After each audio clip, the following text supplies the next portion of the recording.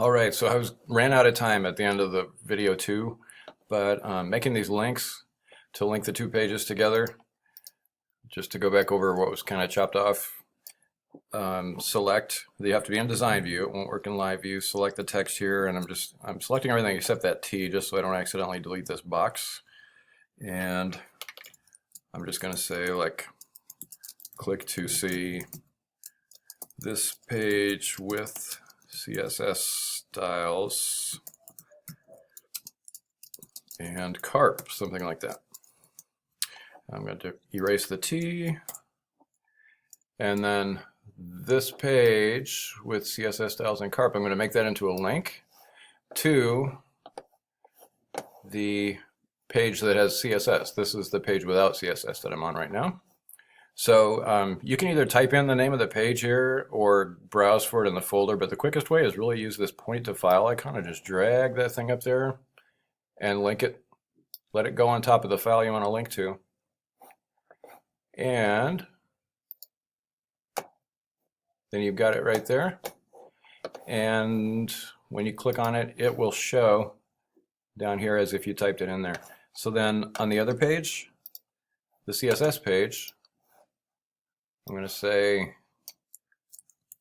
click to see this page before CSS styles or without CSS styles, something like that.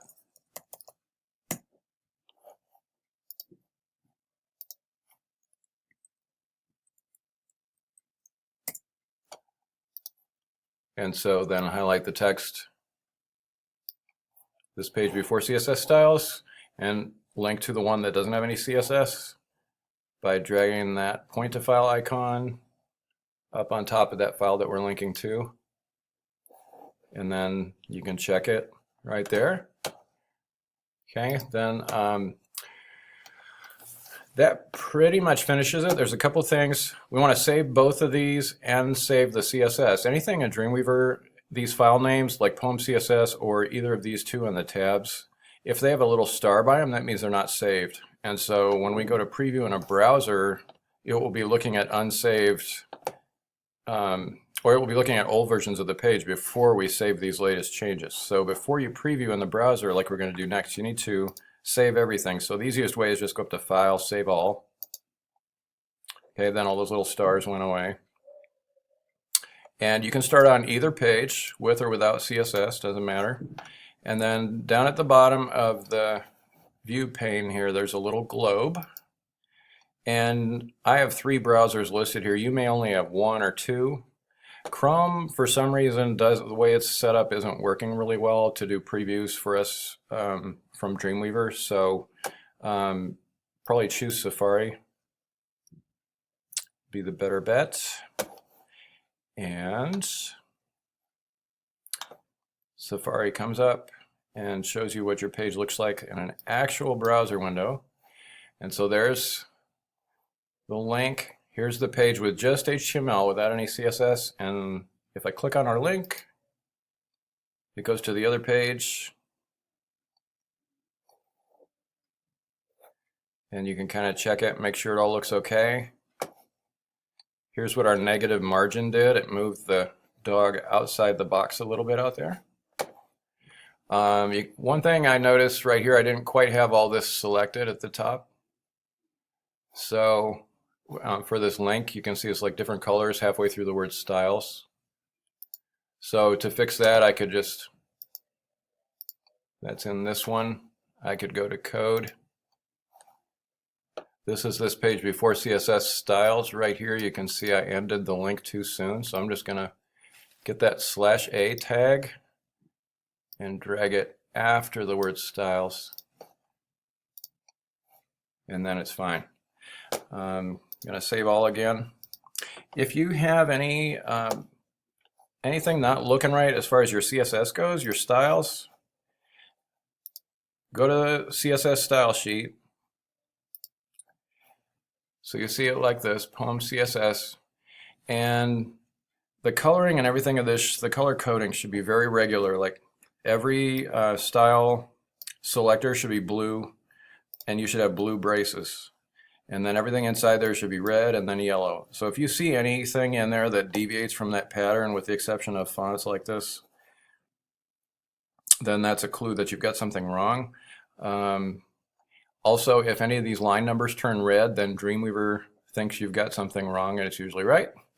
And the main culprits with CSS are the braces. Like one of these starting or stopping braces got deleted, or there's a missing semicolon, like when you typed in the font name Georgia, you forgot to put the semicolon on the end, or a missing colon in between. And CSS is super picky about, there have to be colons in between, like here, and semicolons at the end, braces surrounding things. The other thing that can happen and when CSS just isn't showing up is you've got a mistyped identifier here, but these have all been typed in ahead of time for you, so you should be okay there unless you accidentally type over one or something. So watch out for colons, semicolons, and braces. And then for your blog, back on the PDF, you're just gonna, this just shows you linking there, already showed you that. You're gonna make a new blog post called CSS and Carp Design, write an intro paragraph with just an overview of the project, tell a little bit about like what's the only difference between these two HTML files, okay, because they're really the same code, just one has something extra on it, and where does that stuff live, those extra styles. And then a couple of screen captures that it tells you to make up here, actually in step 10.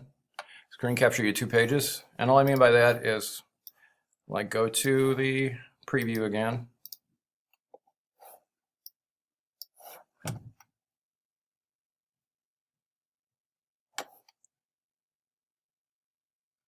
And then try to get as much of the page in here as you can. I can't quite get the whole thing, so I'm going to zoom out one notch, which the shortcut to do that is Command minus or Command hyphen.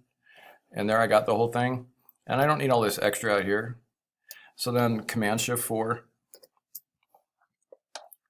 right? And then screen capture. Okay, and that goes to your desktop. And then click on the other one. We're going to get even less of this. So I'm going to make this a little wider. Get the dog's ear in there. And I'm going to have to zoom out one more notch, Command minus. There I got the whole thing. I can go back in a little bit. Okay, about like that. Command Shift 4. Draw a box around the whole thing. Okay, and now I've got those 2 screen captures. So in the PDF,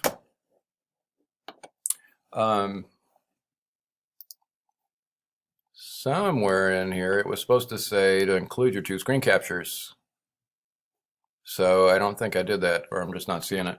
But include those 2 screen captures in your blog post, especially where you're telling the difference, like between the first one and the second one, that the second one has that added CSS attached to it. And then 4 more just short paragraphs, looking at your second page with the CSS, like what was done to it to improve contrast? Why is it a better example of contrast, in what specific ways? In what specific ways does it use alignment now? Same thing with repetition, also known as rhythm, also known as unity. What helps tie it all together? And proximity, also known as grouping.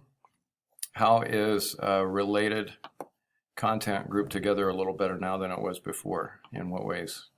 So you don't have to write a whole lot about each of those, but mention each one and name 2 or 3 things for each one that satisfy that design principle. And then one last paragraph, just tell something you learned new about CSS, kind of what you thought about what you were able to do to the design of that page just using CSS. And it doesn't tell you, but include your 2 screen captures somewhere in here. Leave it up to you how you want to do that, if you want to have text wrap around them or just have them side by side somewhere at the top or at the bottom, up to you. Okay, so finally finished that. And I had one more thing to show you. and that was this. There's a carp. Remember contrast, alignment, repetition, proximity, carp, all you have to remember. And also remember carpe diem, seize the day. So definitely seize the day. Carpe carpio means seize the carp. You may not want to do that because they're kind of slimy. So your blog post is the proof basically that you're done with this project, as well as your teacher just walking around during class and seeing how you're doing. So you may want to show your teacher during class also that you have it finished, but the blog post is kind of the finished product. And if you have me, Mr. Olson, I've got your blog URL, and I'm just going to be going to all your blogs and checking on it, so you don't need to turn anything in. If you've got Mr. Cooper or Mrs. Smith, you may need to turn in a URL to your blog post. So just ask your teacher how they want you to do it. So that's it for CARP and CSS. And pretty quick, we're on to quarter 4. We'll be letting you know who your quarter 4 teacher is going to be to start out with, and all about the quarter 4 project, and we think you're really going to enjoy it.